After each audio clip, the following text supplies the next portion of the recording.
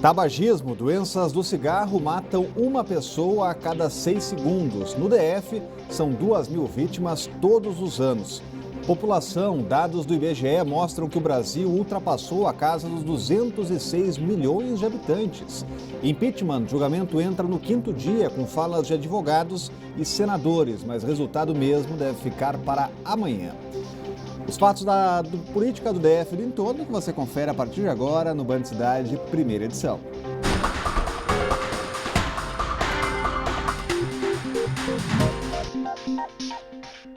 Olá, boa tarde a você. Está chegando o fim ao mês que marcou os 10 anos da Lei Maria da Penha. A legislação foi um avanço, mas os dados da violência ainda causam tristeza. De janeiro a agosto, só aqui no DF foram registrados quase 7.000 casos. Isso sem contar as mulheres que ainda sofrem caladas. Procurar apoio é fundamental nessa hora. Daí a importância do trabalho da Casa da Mulher Brasileira. Mulheres que sofrem caladas com a agressão doméstica. Mas contra a violência há solidariedade. A Casa da Mulher Brasileira, por exemplo, é acolhedora dessas vítimas que muitas vezes não têm a quem pedir socorro. O abrigo, que atende e acompanha mais de 100 vítimas por mês, tem como objetivo principal ajudar na recuperação psicológica dessas mulheres. Fundamental que ela tenha um apoio, e um apoio integral, o apoio psicológico e social, né? Então, aqui ela é atendida por psicólogos, assistentes sociais, pedagogos, e eles vão fazer em conjunto com ela uma avaliação da vida dela, um mapa da vida dela, né? E vão compreender juntos, né, como sair desta dependência emocional.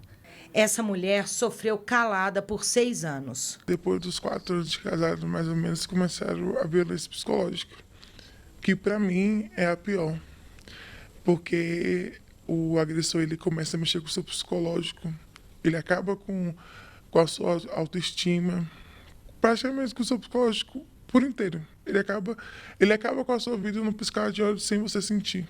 A Casa da Mulher Brasileira foi a luz no fim do túnel para escapar dessa situação. Querendo ou não, você conhece pessoas que têm uma história igual ou pior que a sua e você acaba fazendo um tratamento psicológico em grupo. As casas de acolhimento são fundamentais para que as mulheres não fraquejem e tenham apoio para enfrentar a violência. Porque não é fácil. Sozinho, a pessoa não consegue. Nunca é demais lembrar o Disque 180. Qualquer pessoa pode e deve denunciar. Cláudio Humberto já está aqui com a gente para comentar essas e outras notícias. Agora, Cláudio, essa é uma legislação importantíssima, a Lei Maria da Penha. Fundamental, né? Foi fundamental para o enfrentamento dessa situação de violência que vitima as mulheres do Brasil. O grande número de registro de casos aqui no Distrito Federal se deve a uma maior conscientização, a maior informação da mulher aqui do DF. Não que aqui os homens, em geral, agridam menos, mas é porque aqui há uma denúncia, um número maior de denúncias. E é dever de cada um de nós, né? Se você sabe da sua vizinha, de uma pessoa conhecida, alguém que é vítima de violência doméstica ou de uma mulher que é vítima de espancamentos e de agressões, etc., você tem o dever de denunciar às autoridades que elas vão agir. O Estado brasileiro, ali mal e porcamente, mas já está organizado no sentido de proteger melhor as nossas mulheres. Olha, o sujeito que bate mulher não merece perdão mesmo, né? Além de cometer um crime, trata-se de um covarde, porque quem gosta de mulher não bate mulher. E mais um dia que promete ser longo no processo de impeachment. Depois de uma segunda-feira inteira dedicada ao interrogatório de Dilma Rousseff, agora o julgamento entra em uma nova fase, a de debates dos advogados. A Renata acompanha tudo, o Renato Dourado. E qual a expectativa do horário de encerramento da Renata? Porque vai ser uma maratona, né? Uma boa tarde. Vai ser mais uma maratona, né, Rodrigo? Boa tarde para você, para o Cláudio Humberto, para todos que estão aí nos acompanhando. Olha, não tem uma previsão de que horas vai terminar esse processo de hoje. De qualquer forma, o presidente do Supremo Tribunal Federal, o ministro Ricardo Lewandowski, que é quem está coordenando essa etapa, já disse que, se for possível, se for preciso, vão varar aí a madrugada, porque ele quer finalizar isso hoje. O que significa finalizar isso hoje? O que está previsto para hoje? Então, no primeiro momento, a sessão estava prevista para começar às 10 horas, começou às 10h30, com os advogados de acusação. Então, a advogada Janaína Pascoal, em seguida o advogado Miguel Reale Júnior, utilizaram ali algo em torno de 1h e meia, para colocar ali, né, as ponderações finais. Mas temos imagens ao vivo. Quem fala neste momento é o advogado de defesa, José Eduardo Cardoso, ele que participou, que fez a defesa da presidente afastada durante todo esse processo. Vamos ouvir o que ele fala. Que existem a nosso favor para distorcê-las. É só ler a nota de Ivan Marques. É só ler o relatório da Câmara. Quem tem que distorcer provas é porque não tem provas a seu favor. Essa é uma verdade da vida. Então, enfim, são essas etapas finais. Então, é a última vez que os advogados aí colocam as suas ponderações. Em seguida, o que vai acontecer? Os senadores inscritos terão um prazo de até 10 minutos para falar. Até agora são algo em torno de 65 senadores dos 81 que já se inscreveram. Esse número a gente teve durante o período da manhã. Eles podem se inscrever aí a qualquer momento. Como a gente já falou, é um momento histórico, é um momento politicamente falando muito importante. Então, é um momento dos senadores também, enfim, usarem a tribuna para colocarem ali suas ponderações, o que acham a respeito, até politicamente para eles também, né? É importante. Então, eles devem sim usar esse tempo todo aí. Por isso que a gente fala que não se sabe que horas que vai terminar. De qualquer forma, Rodrigo, durante o período da manhã já teve choro, já teve senador querendo expulsar deputado do plenário, do Senado. Foi uma certa confusão. Mais uma vez, o presidente aí, ministro Ricardo Lewandowski, teve que interromper por 5 minutos. O choro foi por parte da advogada de acusação, Janaína Pascoal. No finalzinho do discurso, ela chegou a se emocionar, chorou, disse que sabia, tinha consciência de que estava causando sofrimento a presidente afastada Dilma Rousseff, mas que ela não queria isso, estava fazendo isso, enfim, pelo bem do Brasil. E aí, quando terminou o discurso dela, o senador Aloysio Nunes usou a palavra para dizer que tinha ouvido o deputado José Guimarães, que é do PT, falar que a Janaína era golpista. E aí ele usou a tribuna, se exaltou ali, até pediu, de uma certa forma, para que o deputado fosse retirado do plenário do Senado. Vamos ouvir.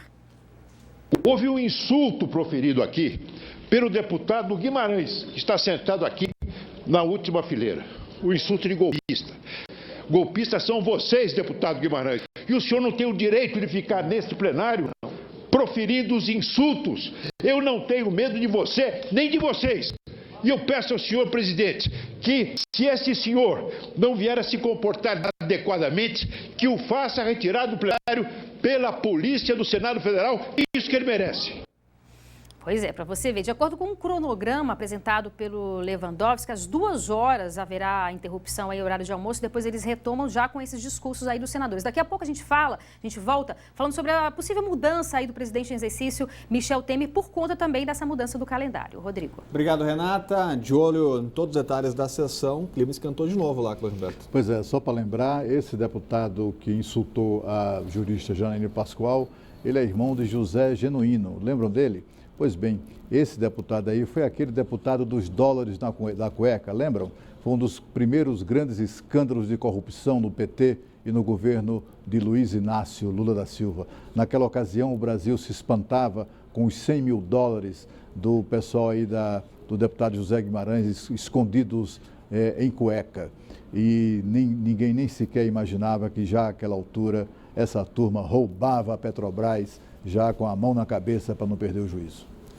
E os esquemas de trânsito e de segurança continuam reforçados. Mesmo sem a presença de manifestantes, a esplanada segue fechada, trazendo dor de cabeça aos motoristas. A esplanada amanheceu interditada para o trânsito de carros mais uma vez. Deve permanecer assim até o final da votação do impeachment de Dilma Rousseff, previsto para esta quarta-feira. O bloqueio causou congestionamento de novo e obrigou trabalhadores a caminhar para chegar aos ministérios. Eu venho de metrô, aí eu paro aqui na rodoviária e pego um ônibus e desço lá em frente. Agora, como tá fechado aqui, a gente tem que descer e fazer uma caminhada boa. Tá impossível achar uma vaga aqui hoje. Ontem também, bateram no meu carro ontem, amassaram ele, e tá assim, né? Não tem espaço mais para colocar nem nas vagas normais, né? E as clandestinas. E pelo jeito, os manifestantes não aproveitaram todo esse esquema montado para ocupar a esplanada. Pelo menos na manhã desta terça-feira, o gramado e as pistas estavam assim, completamente vazios. Até encerrar o impeachment, que deve acontecer só na quarta, esplanada bloqueada. Pois é, olha, aparentemente o GDF superestimou, a Polícia Militar superestimou a possibilidade do aparecimento de manifestantes. A gente vê que do lado dos que defendem o impeachment, as manifestações tradicionais, numerosas, são feitas durante o fim de semana, porque são pessoas que trabalham, têm o que fazer. Do lado dos sindicalistas, aqueles mortadelas, o pessoal que é regimentado mediante pagamento de cachê e tal, fica mais fácil de mobilizar, mas mesmo assim, um número bastante reduzido, muito abaixo daquilo que o GDF e as autoridades de segurança aqui locais imaginavam para esse caso. A gente verifica que, além disso, há excessos desnecessários. Por exemplo, a polícia poderia deixar, as autoridades de trânsito, poderia permitir o acesso à L2 Sul, né, fazendo o bloqueio somente a partir da Catedral de Brasília, mas o bloqueio é anterior, o bloqueio é muito anterior a isso, provoca ainda mais transtornos, aquele fluxo de veículos tão importante para a L2 Sul. Enfim, foi um excesso das autoridades de segurança, mas nesses casos, às vezes, até é melhor que haja excesso de cuidados do que a ausência deles, no caso de, eventualmente, uma grande manifestação vir a ocorrer, o que é improvável, mas é possível. A expectativa de protestos está muito abaixo do esperado. A polícia contava com 10 mil pessoas, mas não havia nem 2 mil no início da noite de ontem. Faixas, batuque, dança e muita cantoria. Assim, os manifestantes pró e contra impeachment protestaram na esplanada dos ministérios. A presidente legitimamente eleita pelo povo brasileiro estão tirando a do governo. É uma vergonha. Eu, particularmente, eu votei, eu ajudei a colocar esse governo. E mais do que nunca eu acho importante tirar, porque ele veio e falhou com a população brasileira. De acordo com a Polícia Militar, 1.500 pessoas estiveram no lado contra o impeachment. Já do lado a favor foram 200. 380 PMs, 100 bombeiros e 50 agentes do Detran garantiram a segurança de quem passou pela esplanada. E a seguir, o cigarro mata uma pessoa a cada 6 segundos. É o que diz a Organização Mundial da Saúde. Você vai ver a situação do DF logo mais. O Band Cidade volta em instantes.